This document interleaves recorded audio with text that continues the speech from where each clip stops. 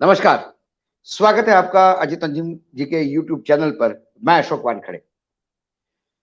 Bharatiya Janata party ने 3 महीने पहले ही छत्तीसगढ़ और मध्य प्रदेश में अपनी पहली उम्मीदवारों की सूची जाहिर की। भारतीय जनता पार्टी ने वही किया जो कर्नाटक में कांग्रेस ने किया था।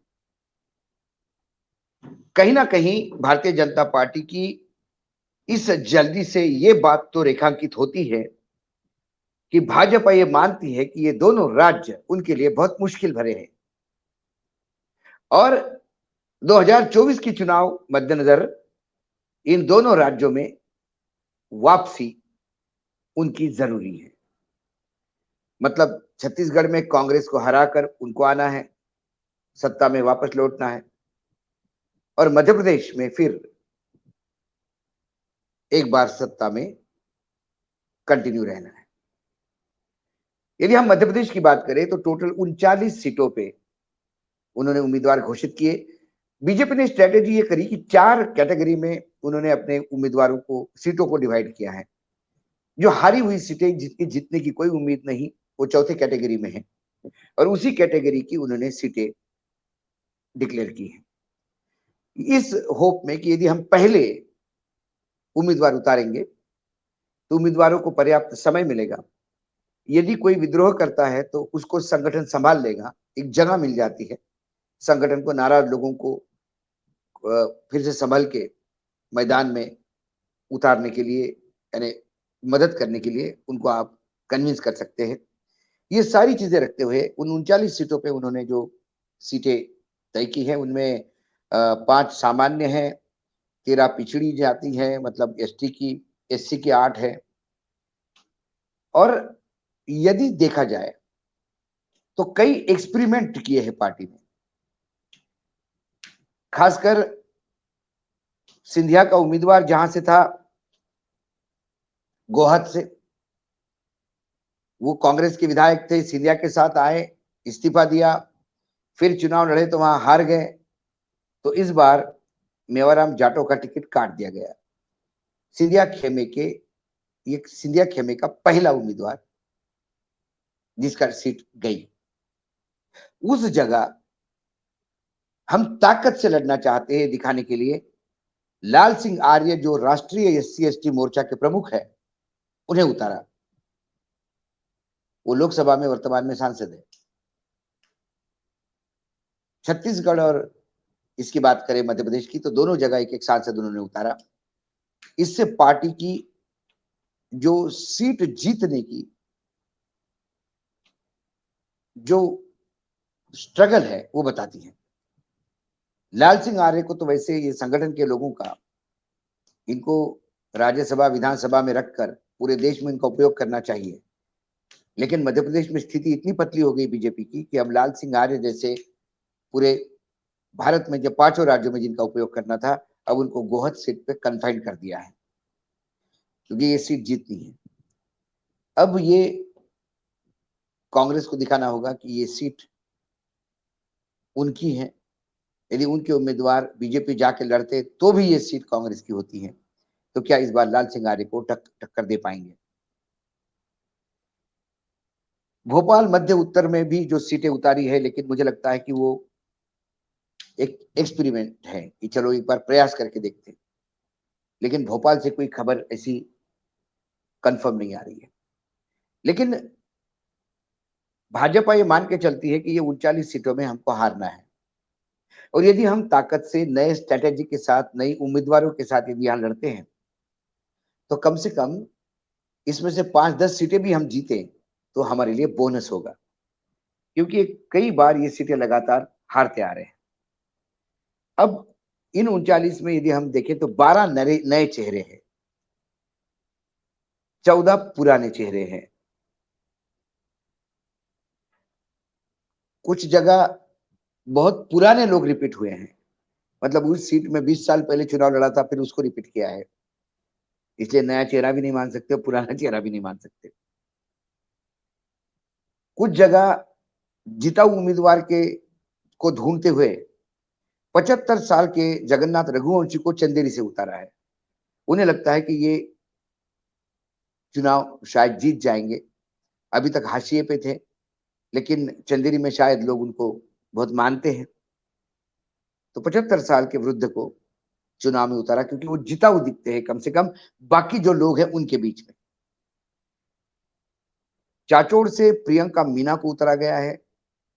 प्रियंका मीना जी की खासियत यह है कि उनके पति आईआरएस ऑफिसर दिल्ली में और उनके सत्ता पक्ष के पास अच्छे खासे कनेक्शन है, तो उनको दिया गया। महेश्वर में राजकुमार मेव को उतारा।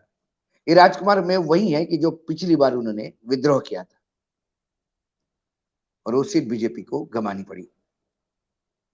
तो जिसने बीजेपी से विद्रोह करके इंडिपेंडेंट लड़ा था उस राजकुमार मेव को फिर से इस बार टिकट से नवाजा है। इसके मायने है कि पार्टी अब विद्रोहियों को भी अपने गले लगाने को तैयार है यदि उनको थोड़ा उसमें प्रकाश दिखता है कि ये जीत सकता है। और महेश्वर का राजकुमार मेव ये बेहतरीन उदाहरण है। सावेर एक सीट है जो बीजेपी की कांग्रेस की अल्टरनेट जाती रहती थी। वह तुलसीराम सिलावट कांग्रेस से चुनाव जीते। वो भाजपा के साथ चले गए महाराज के साथ, फिर चुनाव लड़े सावेर से, फिर जीते और वो सीट उन्होंने इस बार अच्छी खासी मेहनत करके पकड़ ली है। खासकर वहां पे ऐसे कई उनके सिपासालार हैं कि जो वो भले ही भोपाल या प्रदेश में बाकी जगह पे सिंधिया जी की बाकी सीटें संभालने में लगे, लेकिन सावेर में पूरी ताकत के साथ लोग लगे हैं।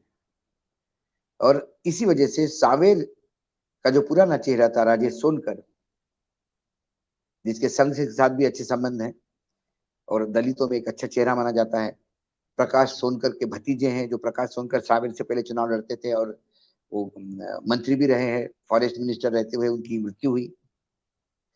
ये राजेश सोनकर अब सोनकच्छ में उतरेंगे। सोनकच्छ में कमलनाथ के राइट हैंड चुनाव लड़ते हैं, वर्मा जी। तो कुल मिलाकर बीजेपी ने घेराबंदी की भी प्रयास किया है। सबसे पुराने लोग एक खास एक सीट ऐसी है कि जहां पे तराना तराना में 20 साल पहले ताराचंद गोयल वहां एमएलए हुआ करते थे।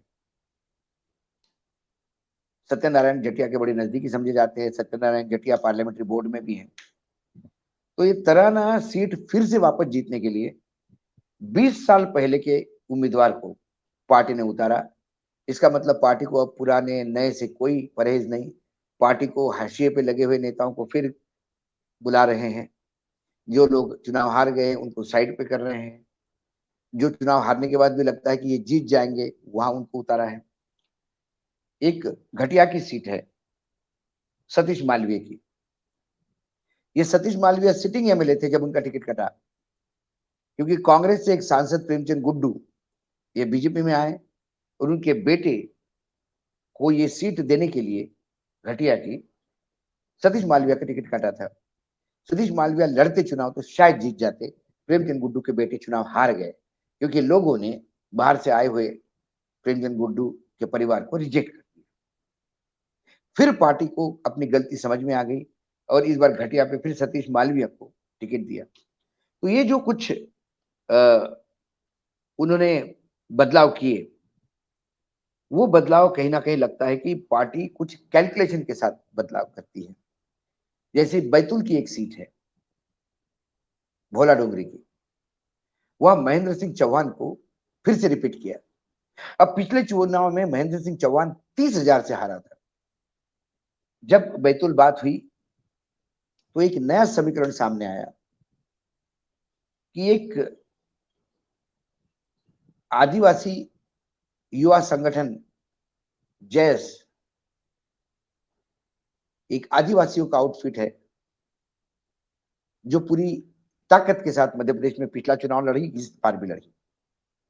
सुनने में आया कि भाजपा ने बैतूल में की ये भोला डोंगरी सीट के लिए जैस से कोई ऐसा सेटिंग मतलब एक अंडरस्टैंडिंग किया है जिसमें जैस एक अपना तगड़ा उम्मीदवार बैतूल में उतारेगा।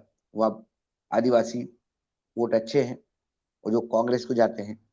यदि जैस के उम्मीदवार ने आदिवासी वोट अपने तरफ ले लिए तो फिर ये महेंद्र सिंह चौहान का 30,000 का लीड कम हो सकता है या जीत भी सकते हैं।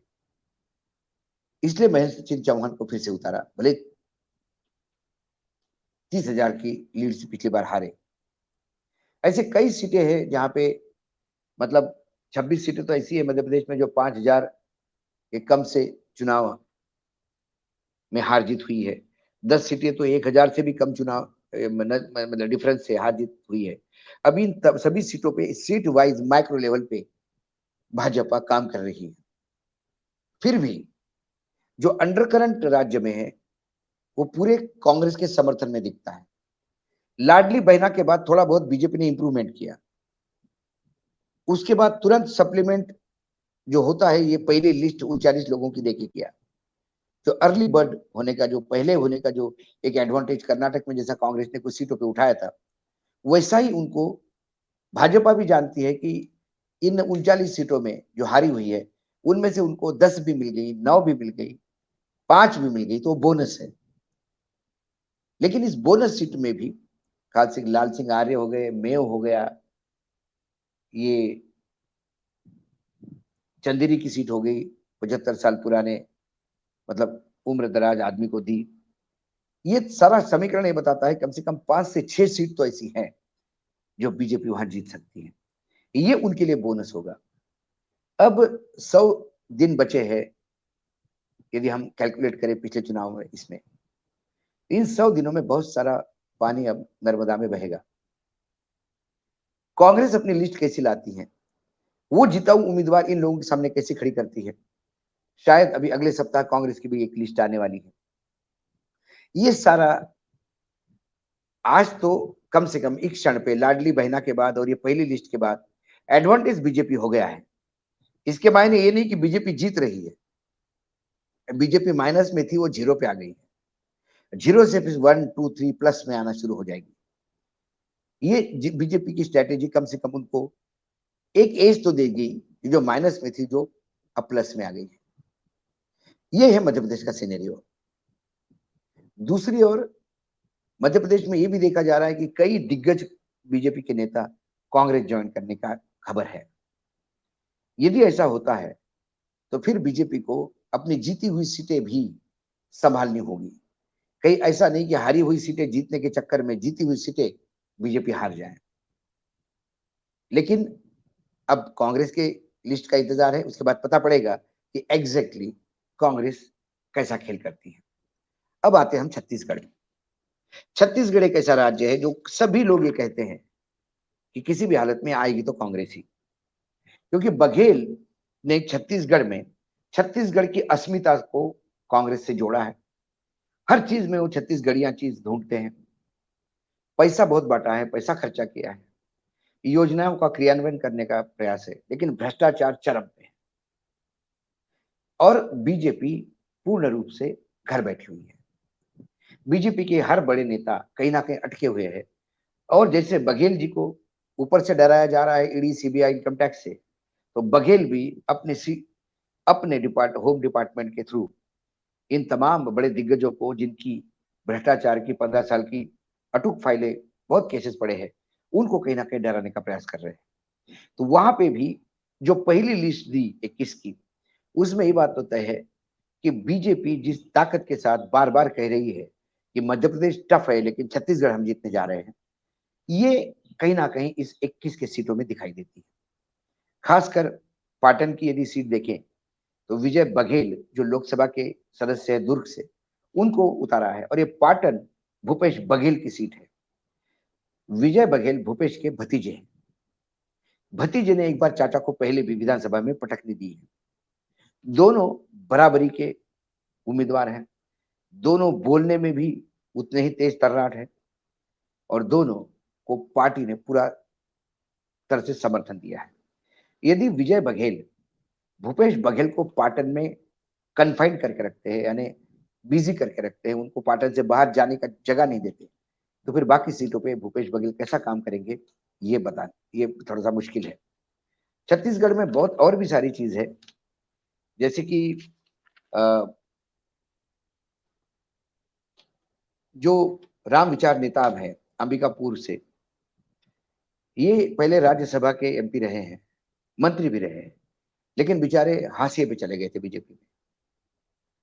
क्योंकि अब जिताऊ उम्मीदवार पार्टी ढूंढ रही थी, तो फिर राम विचार नेताम पे भी पार्टी को विचार करना पड़ा और अंबिकापुर की एक सीट से उनको भेजा गया। एक मजदूर लीडर है जनक ठाकुर, उनको एक उम्मीदवार बनाया गया। ये भी वो आदमी है जिसका अपनी जमीन पे भरपूर जन समर्थन उनके पास है। खैरागढ़ में राजघराने का उम्मीदवार दिया है। 21 में से 4 साहू दिए हैं। साहू ये बहुत एक बड़ा मतदाता है और वो साहू के प्रति समर्पित है। जिस ताकत के साथ ये बोल रहे हैं भाजपा के लोग, यानी वरिष्ठ नेता, कि छत्तीसगढ़ इस बार हम ले लेंगे, तो एक अंडरकरंट चर्चा ये भी है कि एक नई राजनीतिक पार्टी जन्म ले रही है और यदि वो जन्म लेती है तो फिर छत्तीसगढ़ के समीकरण पूर्ण रूप से बिगड़ जाएंगे। और शायद मेरा भी विश्वास इतने जल्दी नहीं बैठेगा इस खबर पे, लेकिन एक खबर बताने वाले वरिष्ठ पत्रकार, बड़े राजनीतिक विश्लेषक छत्तीसगढ़ के इस बात को इंडिकेट करते हैं कि यह नया दल जो होगा, इसका नेतृत्व वर्तमान मुख्यमंत्री भूपेश बघेल करेंगे। उसके पीछे राजनीति वो ये बताते हैं कि जैसा महाराष्ट्र में अजित पवार को तोड़ा गया, जैसा शिवसेना को तोड़ा गया ईडी और सीबीआई के चक्कर में, भूपेश बघेल के खिलाफ जो शराब को लेके और बाकी कोयले घोटाले को लेके, शराब घोटाले को लेके जो जांचें चल रही थी, वो जांचें अब थोड़ी शिथिल हो गई हैं। एजेंसियां अब थोड़ी सी चुप सी हो गई हैं। लोगों को जमानत भी मिल रही है, एजेंसियां अपोज भी नहीं कर रही हैं। तो कहीं 11th आवर पे कोई ऐसा तो विस्फोट नहीं होगा, क्योंकि भूपेश बघेल के पास पैसे की भयानक ताकत है। वो एक मजबूत कुर्मी नेता है, छत्तीसगढ़ के जनमानस पे व्याप्त है। अपनी एजेंसियों से बचने के लिए यदि भूपेश बघेल अलग पार्टी बनाते हैं तो फिर वहां कांग्रेस के लिए बहुत मुश्किल खड़ी हो जाएगी। फिर वो त्रिकोणा संघर्ष होगा, हंग विधानसभा होगी, फिर आपस में गठबंधन होंगे, सरकारें बनेगी। लेकिन भूपेश बघेल के लोगों से बात करने के बाद ये तो लगता है कि जब भूपेश बघेल को सब कुछ पार्टी ने दे दिया है, फ्री हैंड भी दिया है, भूपेश बघेल ने पार्टी ने जो जो आदेश दिए, जिन जिन राज्यों में चुनाव में, मतलब वो वर्चुअली एटीएम थे पार्टी के, कांग्रेस पार्टी के, उन्होंने कभी उस एटीएम ने काम करने से मना नहीं किया। ऐसे में भूपेश बघेल के जहां थोड़ा सा विद्रोह था सिंहदेव साहब का, वो भी उप मुख्यमंत्री बना के कमजोर कर दिया है। बाकी एजेंसियों से वो लड़ ही रहे हैं। यदि थर्ड पार्टी नहीं आई तो फिर कांग्रेस को सत्ता में वापस आना है। हो सकता है कि बीजेपी की कुछ सीटें बढ़े, क्योंकि बीजेपी ने जिस ताकत के साथ पहली लिस्ट दी, ये लिस्ट हारी हुई सीटों की थी, लेकिन एक नई उम्मीद के साथ सीटें दी। और जो केंद्रीय नेतृत्व जिस विश्वास के साथ बोलता है, एक होता है कि बोलने के लिए बोलना और एक विश्वास के साथ बोलना, छत्तीसगढ़ में जो चीजों को रेखांकित कर रहे हैं। एक खबर और भी है छत्तीसगढ़ को लेके कि बीजेपी के पास यदि ऐसा कोई नेता नहीं जिसके कुछ फाइलें नहीं है, सब डर के अंदर घर बैठे हैं। ऐसे में क्या महाराष्ट्र के गवर्नर भैंस साहब, उनको उतारा जा सकता है? वो एक ऐसे बीजेपी के नेता है कि उनका भ्रष्टाचार के मामले में पूर्ण रूप से क्लीन कैरेक्टर है। वो लोगों के बीच में बहुत, उनके संबंध भी व्यक्तिगत है और एक बहुत ही सज्जन नेता के रूप में वो जाने जाते हैं। लेकिन अब यदि उतारना होता तो पार्टी को यही समय है कि उनको उतारे। पार्टी यदि और लेट करेगी तो फिर उनको उतारने के बाद भी पार्टी के पास वो चेहरा नहीं होगा जिसे हम कह सकते कि बहुत ईमानदार चेहरा है। क्योंकि 15 साल के शासन में रमन सिंह के सभी ने भ्रष्टाचार के गंगा में हाथ धो लिए, इसीलिए वो भी कहीं ना कहीं बघेल से डरते हैं। बघेल अपने भ्रष्टाचार के चलते केंद्र से डरते हैं। तो ये डरे हुए माहौल में वर्तमान में तो कांग्रेस क्लीन स्वीप करती हुई दिखाई देती है, लेकिन जो चर्चाएं हो रही है वो कई चीजों को पे प्रश्न चिन्ह लगाती है। आज इतना ही, कल फिर आऊंगा किसी विश्लेषण के साथ। तब तक के लिए नमस्कार। देखते रहिएगा अजित अंजुम जी का यूट्यूब चैनल।